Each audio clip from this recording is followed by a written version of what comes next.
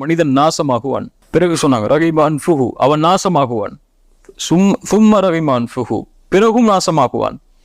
பெற்றோரில் ஒருவரோ இருவரோ உயிரோடு இருந்தும் யார் அவர்களுக்கு பணிவிடை செய்வதன் மூலமாக நல்லா கவனிங்க சொர்க்கம் நுழையவில்லையோ அவன் நாசமாகுவான்.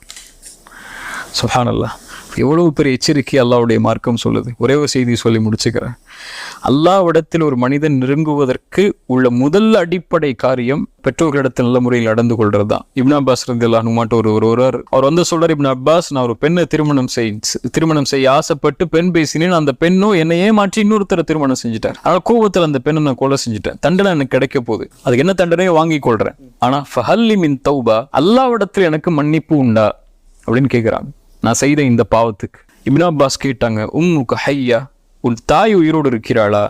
இப்னு அப்பாஸ் சொன்னாங்க, என் தாய் உயிரோடு இல்லை. இப்னு அப்பாஸ் சொன்னாங்க, நீங்க தௌபா செய், நல்ல முறையில் நடந்து கொள், நல்ல செயலை செய், அல்லாஹ் உன்னை மன்னிப்பான். அங்கிருந்த தோழர்கள் கேட்டாங்க, ஏன் இப்னு அப்பாஸ் அவரை பார்த்து நீங்க தாய் உயிரோடு இருந்தார்களான்னு கேட்டீங்க? இப்ப சொன்னாங்க, வல்லாஹி லா அலமு அமலன் அக்ரபு இலல்லாஹி அஸ்ஸ வஜல்ல மின் பிர்ரில் வாலிதா.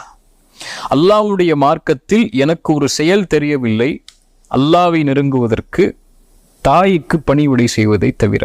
ஒரு முஸ்லிமான வாலிபன் அல்லாஹ்வை நெருங்குவதற்கு ஆசைப்பட்டு தொழுகிறான், குர்ஆன் ஓதுறான், திக்ர் செய்கிறான், நோன்பு வைக்கிறான், தஅவா செய்கிறான், அழைப்பு பணி செய்கிறான், மார்க்க நிகழ்ச்சிக்கு போறான், மார்க்க பயான்களை கேட்கிறான்.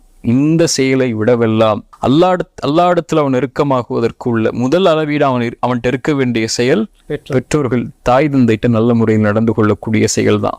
அது இல்லாம அவன் தொழுதாலும் சரி, நோன்பு வச்சாலும் சரி, ஜக்காத் கொடுத்தாலும் சரி, அவன் எவ்வளவுதான் உலகத்தில் நல்ல பேர் வாங்கி வச்சாலும் சரி, அல்லாஹ்விடத்தில் ஒருபோதும் இந்த செயலை செய்யாத வரைக்கும் நல்லவரா மாற முடியாது. அதை கருத்தில் கொள்ளணும் இந்த சமூகம்.